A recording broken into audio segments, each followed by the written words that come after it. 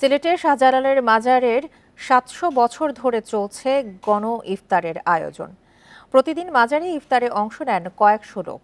এক কাতারে মিলিত হন ধনী গরিব সবাই। ভক্ত, দান ও মাজার কর্তৃপক্ষের টাকায় চলে এই গণ ইফতার। টপার ননস্টিক কুকওয়্যারে ৫ স্তরের ইউরোপিয়ান স্ট্যান্ডার্ড কোটিং থাকায় খাবার লেগে যায় না। সিলেট হযরত শাহজালালের মাজারে যুগ যুগ ধরে চলে আসছে গণ ইফতার। প্রতি বছর প্রথম রমজান থেকে শুরু হয় এই গণ ইফতার কর্মসূচি। দুপুরের পর থেকেই ইফতারের জন্য মাজারে জড়ো হতে থাকেন ভক্তরা। ইফতারে থাকছে বুটের পোলাও, আখনি অথবা মাংস খিচুড়ি, পাশাপাশি দেয়া হয় খেজুর, জিলাপি, পেঁয়াজু সহ নানা পদ।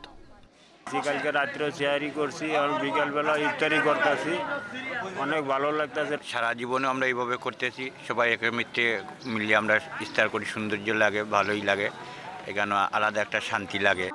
মাজারে এক কাতারে মিলিত হন ধনী গরিব সবাই। তারা বলছেন, দরবারে মানুষে মানুষে নেই কোনো ভেদাভেদ। ঐতিহ্যবাহী এই ইফতারের স্বাদ নিতে পেরে খুশি আগতরা। মানুষ ওই থেকে ধনী গরিব সবাই একসাথে মিশে যে রমজান শরীফ যে ইফতারটা করে কত আনন্দ লাগে।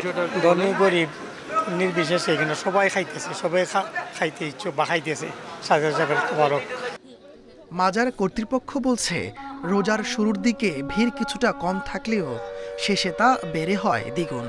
খুব রেয়ার লোক পাবেন যারা মাজারের জন্য আসতেছে বা শাহজালাল বাবাকে ভক্তি শ্রদ্ধা করে বলে যাই ওখানে একটু তবরুক খাবো, সে ওটা সিন্নিটাকে ইফতারটাকে একটা তবরুক মনে করে খায়।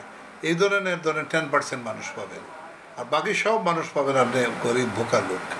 প্রতিদিন ২০০ থেকে ৩০০ মানুষ ইফতারে অংশ নেয় বলে জানিয়েছে মাজার কর্তৃপক্ষ।